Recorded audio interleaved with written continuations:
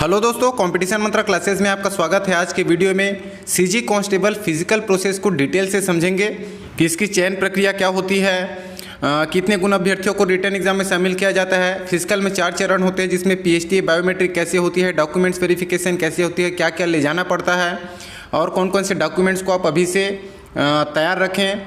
Physical events में 5 events को देखेंगे।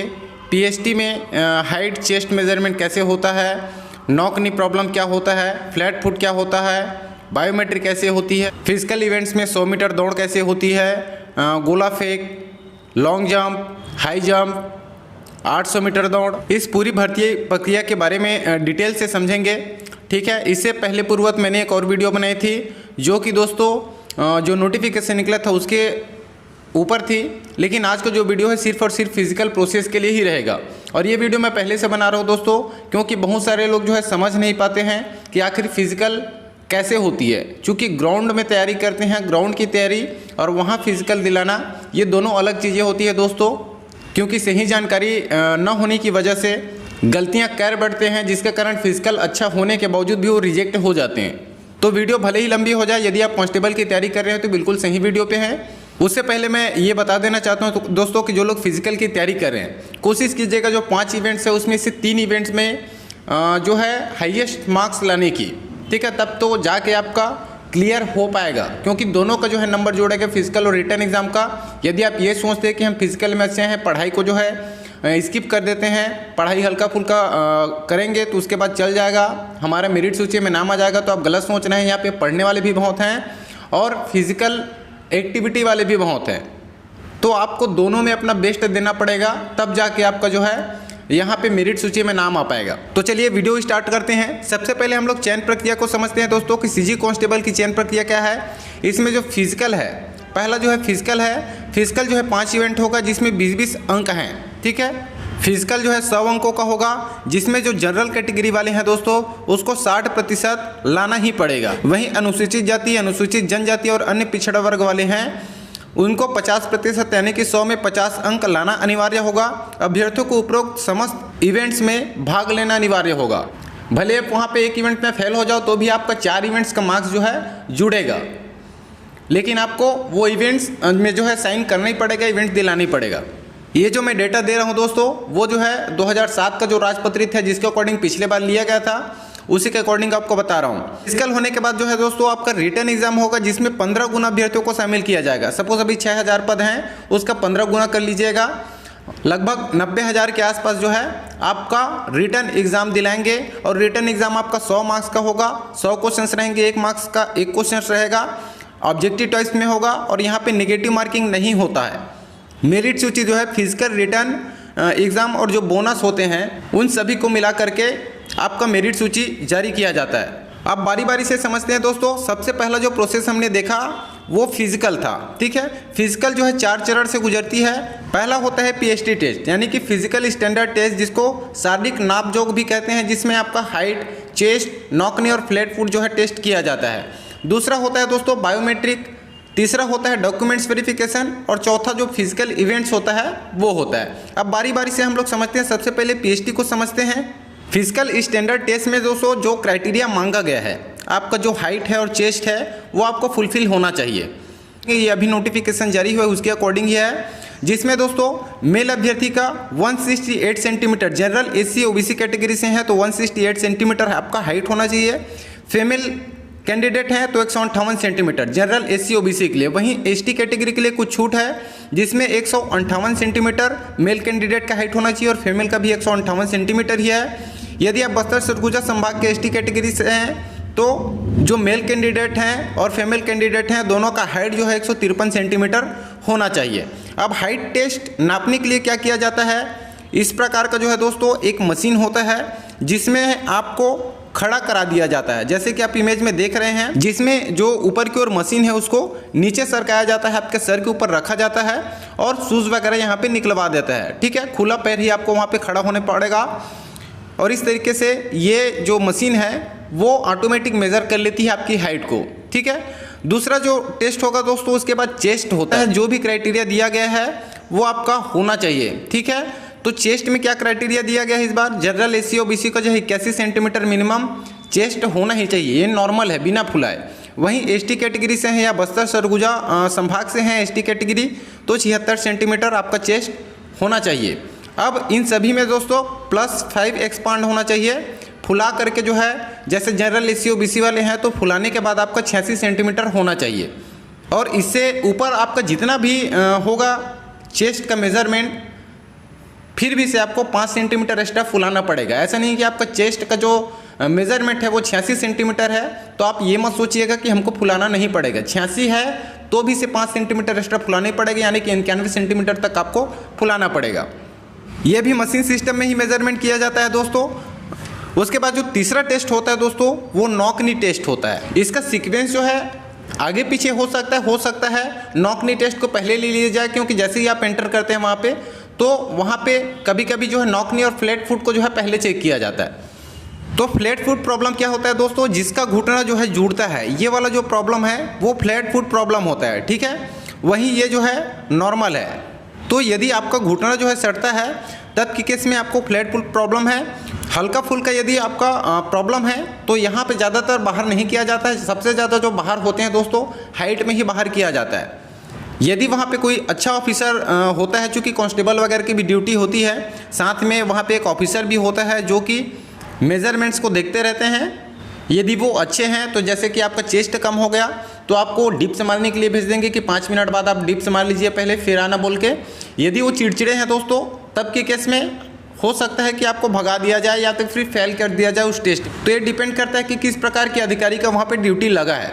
तो जनरली यदि हल्का फुल्का प्रॉब्लम है आपका तो वहाँ पे नहीं भगाया जाता है, आउट नहीं किया जाता है। यदि ऐसा प्रॉब्लम है आपका तो दोस्तों आप लोग जो है डॉक्टर से जो है परामर्श ले सकते हैं, जो अस्थि विशेषज्ञ होते हैं उनके पास। चौथा जो टेस्ट होता है दोस्तों फ्लैट फुट टेस्ट होता है, जिसमें आपके पंजों का छाप देखा जाता है, ठीक है। इसके लिए एक बोरा रहता है, गीला बोरा, उसी के ऊपर आपको खड़ा होने के लिए बोला जाता है। उसके बाद एक पत्थर पे फर्श में प्लेन जो सतह पर आपको खड़ा होने के लिए बोला जाता है। और आपका जो पंजा है दोस्तों उसको चेक किया जाता है कि कहीं आपका पंजे का पूरा छाप इस तरीके से तो नहीं पड़ रहा है। यदि आपका इस तरीके से छाप पड़ता है तो ये फ्लैट फुट होता है, जबकि जो नॉर्मल फुट होते हैं उसमें इस प्रकार का कर्व शेप बनना चाहिए आपके पद चिन्ह पर। पूरे के पूरे जो पैर के पंजे हैं उसका छाप जो है नहीं पड़ना चाहिए। ये थे दोस्तों पीएचटी टेस्ट, ठीक है। पीएचटी टेस्ट के बाद बायोमेट्रिक होता है। अब थोड़ा सा बायोमेट्रिक्स के बारे में जान लेते हैं दोस्तों। यहाँ पे बायोमेट्रिक में क्या किया जाता है, ये चेक किया जाता है कि जो कैंडिडेट है जिसका प्रवेश पत्र जारी हुआ है, जिन्होंने फॉर्म अप्लाई किया है, क्या ये वही आदमी है, उसके बदले में कोई जो है कहीं दूसरा तो आदमी नहीं आ गया है फिजिकल दिलाने के लिए। इसलिए ये जो है बायोमेट्रिक किया जाता है। तो यहाँ पे क्या किया जाता है, आपका फिंगरप्रिंट जो है दोस्तों लिया जाता है और आई स्कैनर होता है, और आपका जो आधार कार्ड है उसके थ्रू आपके फिंगरप्रिंट को मैच किया जाता है। इस बायोमेट्रिक में भी कई लोगों को प्रॉब्लम होती है दोस्तों। कई लोगों का जो फिंगरप्रिंट है वो मैच नहीं करती है, फिंगरप्रिंट अच्छे से नहीं पड़ता है, क्योंकि जो उनका आधार कार्ड होता है वो बहुत पुराना होता है और वो अपडेट नहीं कराए रहते हैं। तो यदि आपका आधार कार्ड बहुत पुराना है तो यहाँ पर अपडेट करा लीजिएगा। मैंने पिछले वीडियो में भी इसके बारे में बताया था। अब डीवी के बारे में जानते हैं दोस्तों। डॉक्यूमेंट्स वेरिफिकेशन, जो दस्तावेज सत्यापन होता है। डॉक्यूमेंट्स वेरिफिकेशन के लिए दोस्तों वैलिड आईडी, आधार कार्ड या पैन कार्ड या ड्राइविंग लाइसेंस में से कोई एक चल जाएगी। जाति प्रमाण पत्र, वास्तविक निवास प्रमाण पत्र, आपकी जो अंक सूची है उसको लेकर के जाना है, रोजगार पंजीयन और प्रवेश पत्र। आपका जो एडमिट कार्ड है, प्रवेश पत्र दोस्तों, इसी के आधार पर जो है आपको एंट्री दिया जाता है। और जितने भी डॉक्यूमेंट्स हैं दोस्तों सभी के सभी ओरिजिनल होने चाहिए। आपको मूल प्रति भी लेके जाना है, साथ में एक सेट सभी का फोटोकॉपी भी ले करके जाना है। फोटोकॉपी वाला वहाँ पे सबमिट होता है और जो ओरिजिनल्स होते हैं उसको वहाँ पे चेक किया जाता है। यदि आपके डॉक्यूमेंट्स में कुछ माइनर एरर होता है तो वहाँ पे करेक्शन फॉर्म भरवाया जाता है। और यदि आप गलत जानकारी देकर फॉर्म फिल करते हैं, जैसे कि कम एज वाले जो है अपनी एज लाने के लिए बढ़ा के फॉर्म फेक तरीके से भर देते हैं, तो ये सारी चीज़ें यहाँ पे चेक किया जाता है और इसी के आधार पर वहाँ से बाहर कर दिया जाता है।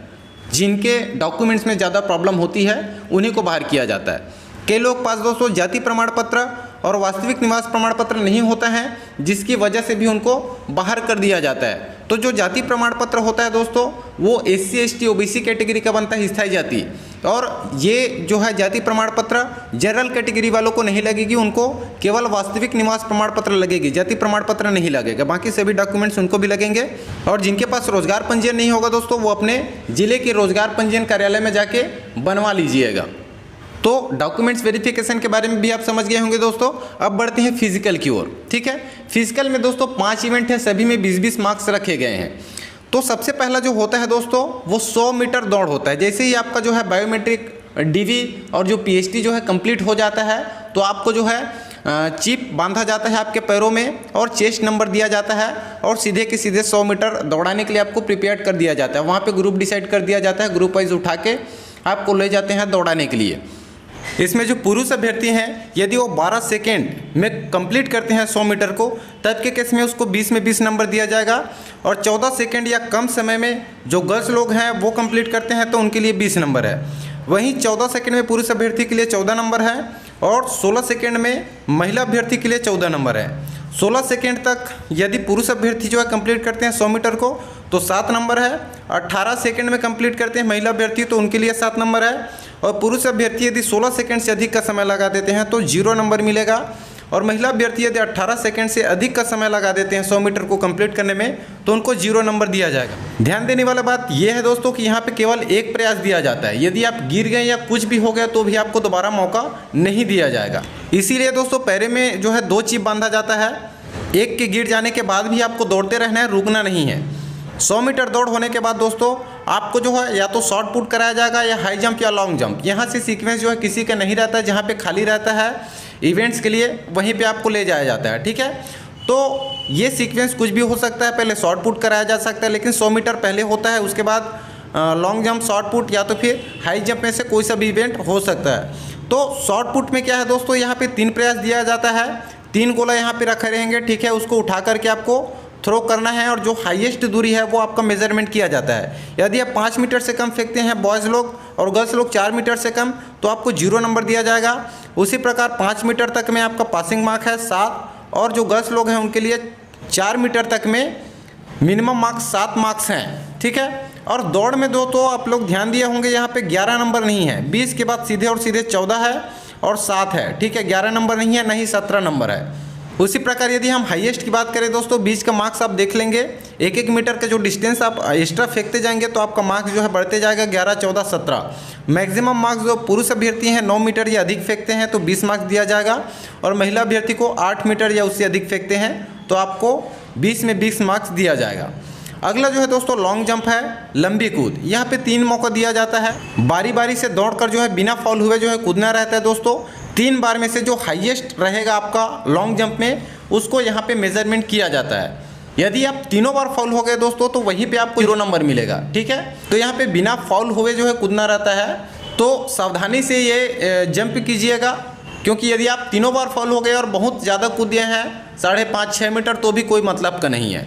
तो यहाँ पे जो मिनिमम मार्क्स है दोस्तों पुरुष अभ्यर्थी के लिए 3 मीटर 75 सेंटीमीटर तक यदि आप लॉन्ग जंप करते हैं तो 7 नंबर दिया जाएगा और 2 मीटर 50 सेंटीमीटर तक गर्ल्स लोगों के लिए है मिनिमम मार्क्स 7 नंबर। यदि हाईएस्ट की बात करें तो 5 मीटर 50 सेंटीमीटर या अधिक कूद देते हैं तब के केस में आपके लिए 20 नंबर है बॉयज़ लोगों के लिए। और जो गर्ल्स हैं उनके लिए 4 मीटर 25 सेंटीमीटर या उससे अधिक तक आप लॉन्ग जंप करते हैं तब के केस में आपको 20 में 20 नंबर दिया जाएगा। अगला हाई जंप है दोस्तों, ऊंची कूद। इसमें भी 3 प्रयास रहता है। जो पुरुष अभ्यर्थी हैं हाईएस्ट नंबर पाना चाहते हैं दोस्तों 20 में 20 तो 1 मीटर 50 सेंटीमीटर तक आपको हाई जंप करना पड़ेगा। वहीं गर्ल्स कैंडिडेट को 1 मीटर 20 सेंटीमीटर तक हाई जंप में 20 मार्क्स मिलेगा। जो सबसे मिनिमम है 1 मीटर 30 सेंटीमीटर तक में पुरुष अभ्यर्थी को 7 नंबर और 1 मीटर तक में गर्ल्स अभ्यर्थी को 7 नंबर दिया गया है। 20 का मार्क्स आप देख लीजिएगा, बढ़ते गया है 7, 11, 14, 17। जो नए कांस्टेबल की तैयारी करने आए हैं दोस्तों उनके मन में बहुत सारी डाउट्स होती हैं कि क्या ये जो स्टैंड दिख रहा है वो यदि उसे टच हो गया तो आपको फॉल दिया जाएगा। तो ऐसा कुछ नहीं है, टच हो गया तो कोई दिक्कत नहीं है, वो गिरना नहीं चाहिए। यदि वो गिर गया टच होकर के तब के केस में उसको फाउल हो जाएगा, वो काउंट नहीं होगा। और सबसे पहले जो है मिनिमम जो मार्क्स रखा गया है यानी कि 1 मीटर 30 सेंटीमीटर तक में लगाया जाएगा पुरुष अभ्यर्थियों के लिए। इसमें 3 प्रयास रहेगा। सपोज 2 बार आपका गिर गया और तीसरे बार में आपने जो है उसको क्लियर कर लिया तब आपके लिए जो अगला स्टैंड लगाया जाएगा 1 मीटर 35 सेंटीमीटर तक में लगाया जाएगा और उसमें भी 3 मौका ही दिया जाएगा। लास्ट इवेंट है दोस्तों 800 मीटर दौड़ जिसमें 1 प्रयास दिया जाता है। वो सबसे मुश्किल यही है। ठीक है, बहुत ही मुश्किल है, इसलिए मैं बोल रहा हूँ कि जो 3 इवेंट्स हैं दोस्तों उसमें नंबर गेन कीजिएगा 70 से 75 मार्क्स लेके आते हैं तब तो आपके लिए बेटर नंबर हो सकता है।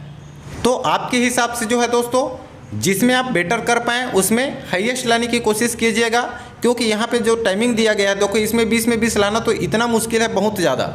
2 मिनट में आपको दौड़ेंगे 800 मीटर को 2 मिनट के अंदर में, तब के केस में आपको 20 में 20 दिया जाएगा। अब सोचो 2 मिनट 800 मीटर यानी कि 2 सर्कल आपको दौड़ना पड़ेगा दोस्तों, ठीक है, 400 मीटर का 2 सर्कल। और यदि आप एक ही राउंड दौड़ते हैं फुल एफर्ट लगा के, तब की केस में शायद 1 मिनट में आप 1 राउंड दौड़ पाएंगे। सेम स्पीड आपको दूसरे राउंड में भी रखना पड़ेगा, तो बहुत टफ है ये, ठीक है। तो कोशिश कीजिएगा 2 मिनट 30 सेकेंड में आपका 14 नंबर मिलेगा। यदि पहला स्टेप नहीं हो पाता है तो दूसरा लाने की कोशिश कीजिएगा। इसमें 2 मिनट 30 सेकेंड में बॉयज़ लोगों के लिए 14 नंबर है, वहीं गर्ल्स लोगों के लिए 3 मिनट तक में 14 नंबर है। तो ये अच्छा मार्क्स हो सकता है सेकेंड स्टेप वाला जो 14 नंबर वाला है, ठीक है। यहाँ पे भी 17 और 11 नंबर जो बीच का मार्क्स है वो नहीं दिया गया है। MP पुलिस में रहता है, हमारे CG पुलिस में जो है यही मार्क्स दिया जाता है। ये पांचों इवेंट हो जाने के बाद दोस्तों, जो जिस एडमिट कार्ड के थ्रू आप एंट्री लेंगे उसी एडमिट कार्ड में सील और साइन लगाया जाएगा कि आप योग्य हैं आगे रिटर्न एग्जाम के लिए या अयोग्य हैं। यदि आप फेल हो जाते हैं तो वहीं पे आपके जो एडमिट कार्ड है उसमें अयोग्य लिख दिया जाएगा, यानी कि डिस्क्वालीफाई। और जो लोग पास हो जाएंगे, मार्क्स ले आएंगे, उसमें योग्य या क्वालिफाइड लिखकर सील और साइन करके आपको सील लगा के दे देंगे, ठीक है। 15 गुण अभ्यर्थी को दोस्तों रिटर्न एग्जाम के लिए बुलाया जाएगा। और जो मेरिट सूची है आपका फिजिकल का 100 मार्क्स और एग्ज़ाम का 100 मार्क्स और बोनस का 10 मार्क्स, यानी कि 210 में आपका मेरिट सूची निकलेगा। और ये जो बोनस मार्क्स है किनको मिलेगा? यदि आपके पास NCC C सर्टिफिकेट है, यदि आप NSS का सर्टिफिकेट लिए हुए हैं, या नेशनल कोटा में आप स्पोर्ट्स से हैं, तब के केस में जो है आपको बोनस मार्क्स दिया जाएगा। लेकिन मैक्सिमम 10 मार्क्स ही रखा गया। ऐसा नहीं कि तीनों सर्टिफिकेट है तो आपको 15 मार्क्स दे दिया जाएगा, ऐसा नहीं है। 2 सर्टिफिकेट का ही मार्क्स आपको दिया जाएगा। मैक्सिमम 10 मार्क्स आपको बोनस अंक है। यदि 1 सर्टिफिकेट है तो 5 अंक बोनस आपको दिया जाएगा। तो मेरे ख्याल से आपको पूरा का पूरा फिजिकल प्रोसेस समझ में आ गया होगा दोस्तों। यदि अब भी आपके दिमाग में कुछ डाउट्स हैं, कुछ पूछना चाहते हैं, तो कमेंट्स बॉक्स आपके लिए खुला है, आप कमेंट्स में पूछ सकते हैं। यदि मेरे नॉलेज में वो रहेगी तो मैं ज़रूर रिप्लाई दूंगा। और मेरे द्वारा दी गई जानकारी आपको अच्छी लगी होगी, इसी प्रकार की अपडेट्स पाना चाहते हैं, जानकारियाँ पाना चाहते हैं, तो मेरे चैनल को जरूर सब्सक्राइब कर लीजिएगा। मिलते हैं अगले वीडियो में, तब तक के लिए धन्यवाद।